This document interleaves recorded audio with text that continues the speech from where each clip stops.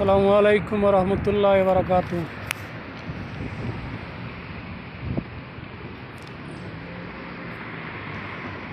এটা হইল সৌদি আরব, রিয়াদ রিয়াদ